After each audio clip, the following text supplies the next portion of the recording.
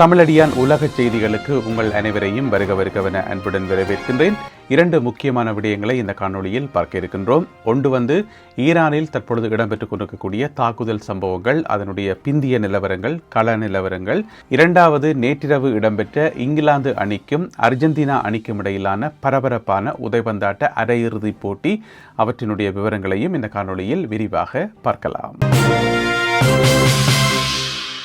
மத்திய கிழக்கை பொறுத்தவரைக்கும் ஈரானில் நேற்று புதன்கிழமை இரவு முழுவதும் கடும் தாக்குதல்கள் அமெரிக்காவால் மேற்கொள்ளப்பட்டிருக்கின்றன. ஈரானினுடைய பல பகுதிகளை இலக்கு வைத்து, அதாவது தெற்கு ஈரானில் இருக்கக்கூடிய பல பகுதிகளை இலக்கு வைத்து தாக்குதல்கள் தொடர்ச்சியாக இடம்பெற்று வருகின்றன. அதே நேரம் நேற்று புதன்கிழமை பகல் நேரம் பார்த்தீங்கன்னு சொன்னால் பகல் பொழுதிலும் அந்த தாக்குதல்கள் இடம்பெற்றிருந்தன. பொதுவாக அமெரிக்காவினுடைய விமான தாக்குதல்கள் இரவு நேரத்தில் நடக்கும். ஆனால் நேற்று புதன்கிழமை பகல் நேரத்திலும் சில இலக்குகள் தாக்கப்பட்டதாக அமெரிக்க தரப்பில் அறிவிக்கப்பட்டிருக்கிறது. அதாவது ஹோமுஸ் நீரிணையில பயணம் செய்கின்ற கப்பல்களுக்கு ஆபத்தாக இருக்கக்கூடிய ஈரானிய இலக்குகள் என்று சொல்லி அந்த இலக்குகளை தெரிவு செய்துதான் தாங்கள் தாக்குதல் நடத்தி கொண்டிருப்பதாக அமெரிக்க தரப்பில் சொல்லப்படுகிறது. இருந்த போதிலும் கூட ஈரானிய தரப்பில் என்ன சொல்லப்படுது என்று சொன்னால், பெரும்பாலான தாக்குதல் இலக்குகள் பொதுமக்களை இலக்கு வைத்துத்தான் அமெரிக்காவினுடைய தாக்குதல்கள் இடம்பெறுகின்றன என்று சொல்லி ஈரான் குற்றச்சாட்டுக்களை முன்வைத்திருக்கிறது.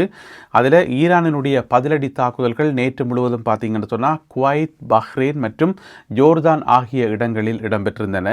இதில் பஹ்ரைனில் இருக்கக்கூடிய 5வது படையணி, அதாவது 5th ஃப்ளீட் என்று சொல்லப்படுகின்ற அமெரிக்க இராணுவத்தினுடைய மிக முக்கியமான படைத்தளம் ஒன்றை தாங்கள் தாக்கியிருப்பதாகவும் அது கணிசமான சேதம் அடைந்திருப்பதாகவும் ஈரான் வெளியிட்டுள்ள செய்திக்குறிப்பில் சொல்லப்பட்டிருக்கிறது.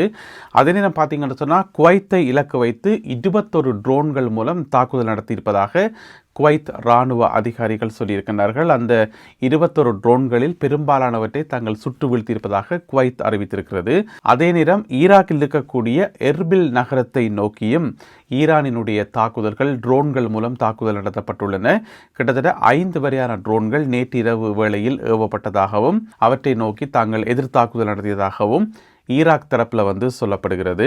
அதே நேரம் ஈரானினுடைய சுகாதார அமைச்சகம் வெளியிட்டுள்ள மற்றொரு செய்தி குறிப்பில் என்ன சொல்லப்படுது என்று சொன்னால், கடந்த சில நாட்களில் ஈரான் மீது அமெரிக்கா நடத்திய தாக்குதலில் 35 வரையான ஈரானியர்கள் கொல்லப்பட்டிருப்பதாக அந்த அறிக்கையில் சொல்லப்பட்டிருக்கிறது. 35 வரையான பொதுமக்கள் கொல்லப்பட்டிருப்பதாக சொல்லப்படுகிறது. 300க்கும் அதிகமானவர்கள் காயமடைந்திருப்பதாக ஈரானினுடைய சுகாதார அமைச்சு வெளியிட்டுள்ள அறிக்கையில் சொல்லப்பட்டிருக்கிறது. அதே நேரம் மற்றொரு பகுதியை நோக்கி, ஒரு இராணுவ தளத்தை நோக்கி அமெரிக்காவினுடைய 13 ஏவுகணைகள் மூலம் தாக்குதல் நடத்தப்பட்டதாகவும் அதிலே ஈரானிய இராணுவத்தினர் 7 பேர் கொல்லப்பட்டதாகவும் ஈரானிய ஊடகங்களில் செய்தி வெளியிடப்பட்டிருக்கிறது. இவ்வாறு 2 தரப்புமே மாறி மாறி தாக்குதல்களில் ஈடுபட்டு வருகின்றார்கள். அதே நேரம் அவாஸ் என்று சொல்லப்படுற ஒரு பகுதி, ஈரானினுடைய அவாஸ் என்று சொல்லப்படுற ஒரு பகுதியில் சிறுவர்களுக்கான புற்றுநோய் மருத்துவமனை ஒன்று இருக்காமங்க.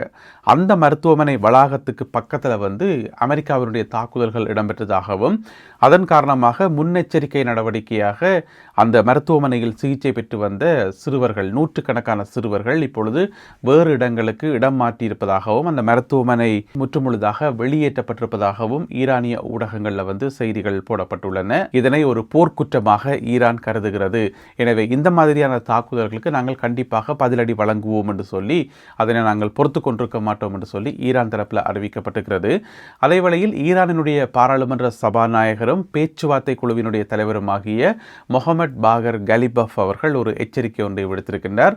இந்த தாக்குதல்கள், நாங்கள் பேசிக்கா யுத்தத்தை விரும்பல, ஈரான் பேசிக்கா யுத்தத்தை விரும்பல, ஆனால் ஈரான் மேலே நடத்தப்படுற எந்த ஒரு தாக்குதலுக்கும் நாங்கள் பதிலடி வழங்கியே தீருவோம், அதற்கான விலையை அமெரிக்கா கொடுத்தே ஆக வேண்டும் என்று சொல்லி முகமது பாகர் கலிபஃப் ஈரானுடைய பாராளுமன்ற சபாநாயகர் வெளியிட்டுள்ள செய்தி குறிப்பில் எச்சரிக்கை விடுக்கப்பட்டிருக்கிறது.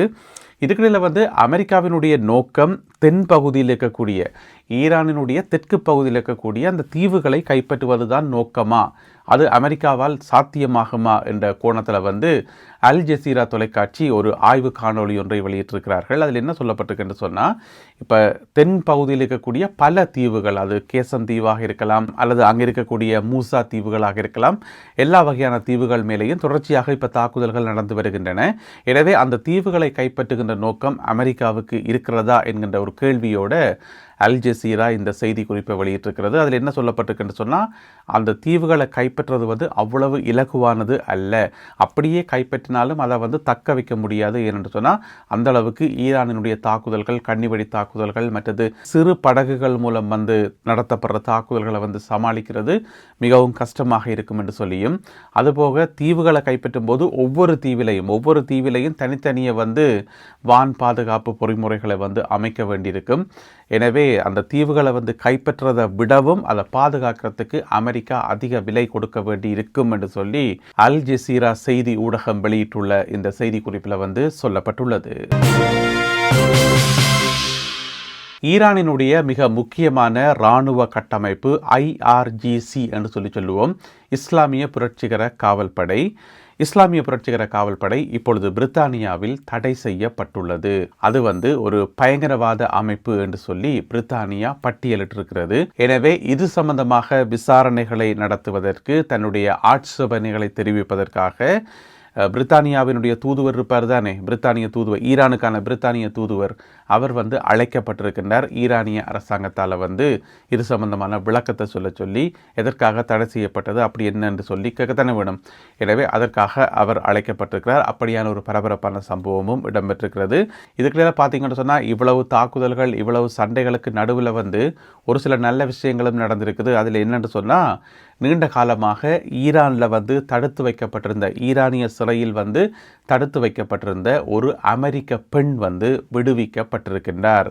அதாவது 2024 டிசம்பர் மாதம் ஈரானிய அதிகாரிகளால் இந்த குறிப்பிட்ட பெண் வந்து கைது செய்யப்பட்டிருந்தவா. ஏனென்று சொன்னால் உளவு நடவடிக்கையில் ஈடுபட்டிருந்தார் என்கின்ற குற்றச்சாட்டின் அடிப்படையில் அந்த குறிப்பிட்ட பெண் வந்து கைது செய்யப்பட்டிருந்தார். நீண்ட காலம் ஈரானில் வந்து தடுத்து வைக்கப்பட்டிருந்தவா. பிறகு பார்த்தீங்கன்னு சொன்னால் நேற்றிரவு அமெரிக்க ஜனாதிபதி டொனால்ட் ட்ரம்ப் அவர்கள் திடீரென்று ஒரு அறிக்கை ஒன்றை வெளியிட்டார் தன்னுடைய ட்ரூத் சோஷியல் தளத்தில் வந்து. அந்த அறிக்கையில் என்ன சொல்லப்பட்டிருக்குன்னு சொன்னால், இந்த மாதிரி ஈரானிய சிறையில் வந்து நீண்ட காலமாக தடுத்து வைக்கப்பட்டிருந்த அமெரிக்க பெண் விடுவிக்கப்பட்டிருக்கின்றார்.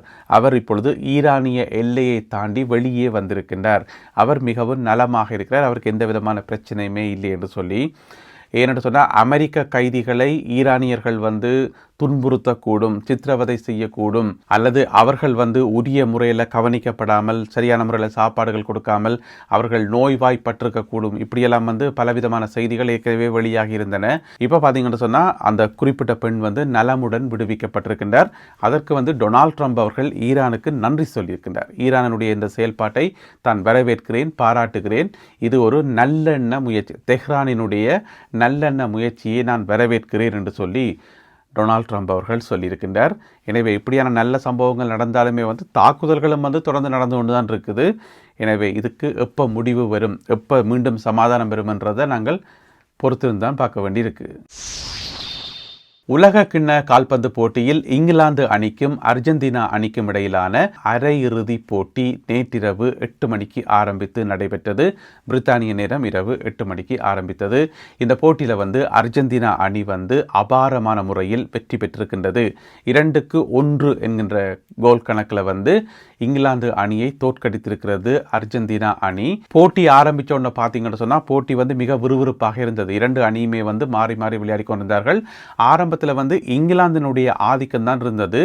பந்து வந்து அதிக நேரம் இங்கிலாந்தினுடைய கால்களில் தான் இருந்தது. முதலாவது கோலை போட்டதுமே வந்து இங்கிலாந்து தான். 55வது நிமிடத்தில் வந்து முதலாவது கோலை போட்டதும் இங்கிலாந்து தான். அப்போ இங்கிலாந்தினுடைய பக்கம் வெற்றி சாய போகிறது, இங்கிலாந்து வந்து இறுதிப் போட்டியில் விளையாட போகிறது.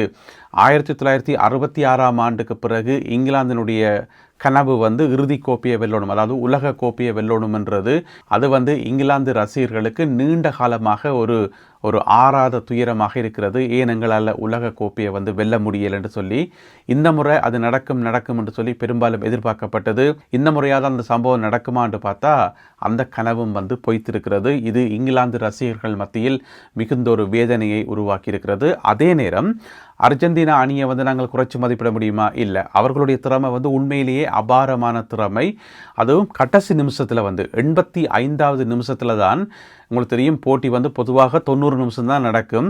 ஆனால் எக்ஸ்ட்ரா டைம் எல்லாம் கொடுத்து ஒரு 100 நிமிஷம் நடக்கும் என்று வைங்களேன். அப்போ 85வது நிமிடத்தில் தான் அர்ஜென்டினா வந்து முதலாவது கோலை வந்து போட்டுட்டு அடுத்த 2வது கோல் பார்த்தீங்கன்னு சொன்னால் 7 நிமிஷம் கழித்து 92வது நிமிஷத்தில். அப்போ ஒரு 7 நிமிஷத்துக்குள்ளே தான் எல்லாமே. அந்த 7 நிமிஷம் பார்த்தீங்கன்னு சொன்னால் மிகுந்த பரபரப்பாக இருந்தது போட்டி. இடையில் பார்த்தீங்கன்னு சொன்னால் 2 கோல்கள் அடிக்க முற்பட்டு ரெண்டுமே வந்து அந்த கோல் கம்பத்தில் வந்து பட்டு தெரிச்சு வந்தது. எனவே அந்த ஒரு 7 நிமிஷத்துக்குள்ளே வந்து மிக ஆக்ரோஷமாக 4 முறை கோல் போட முயற்சி செய்தார்கள் அர்ஜென்டினா அணியினர். அதில் வந்து 2 கோல்கள் கிடைத்தன. அதில் வந்து மிக முக்கியமான காரணம் யாருன்னு சொன்னால் அர்ஜென்டினா அணியினுடைய நட்சத்திர வீரர், உலக புகழ் பெற்ற வீரர் மெஸ்ஸியினுடைய அபாரமான திறமை தான் காரணம். தனக்கு கிடைச்ச எல்லா பந்தையும் வந்து மிக சாதுரியமாக கையாண்டு எல்லாம் வெட்டி வளைச்சி எடுத்துக்கொண்டு போயிட்டு அங்கே அனுப்ப வேண்டிய இடத்துக்கு வந்து அனுப்பி கொண்டே இருந்தார் தொடர்ந்து. அதாவது மெஸ்ஸியினுடைய காலுக்கு கீழே ஒரு பந்து வந்த உடனே பார்த்தீங்கன்னு சொன்னால் அதை நிறைய வீரர்கள் எதிரில் வந்தாலும் வளைச்சி எடுத்துக்கொண்டு போயிட்டு கோல் கம்பத்தை நோக்கி அனுப்பி கொண்டே இருந்தார் தொடர்ச்சியாக. நல்ல ஒரு உதவியாளராக இருந்தார். எனவே அவருடைய அந்த உதவியை வைத்துக்கொண்டு அதை சரியான முறையில் பயன்படுத்தி கொண்டு ஏனைய வீரர்களால் வந்து 2 கோல்கள் அடிக்கப்பட்டன. அதன் மூலம் இறுதிப் போட்டிக்கு தெரிவாகி இருக்கிறது அர்ஜென்டினா அணி.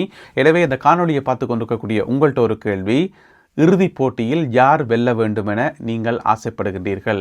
எந்த அணி கப்பை தூக்கணும், உலக கிண்ணத்தை வந்து எந்த அணி தூக்கணும் என்று சொல்லி நீங்கள் ஆசைப்படுகிறீர்கள்? உங்களுடைய கருத்துக்களை வந்து கீழே எழுதலாம். எந்த அணிக்கு அதிக அளவு ஆதரவு இருக்கிறது என்பதை நீங்கள் எழுதுகிற கொமெண்ட்ஸை வச்சே கண்டுபிடிக்கலாம்.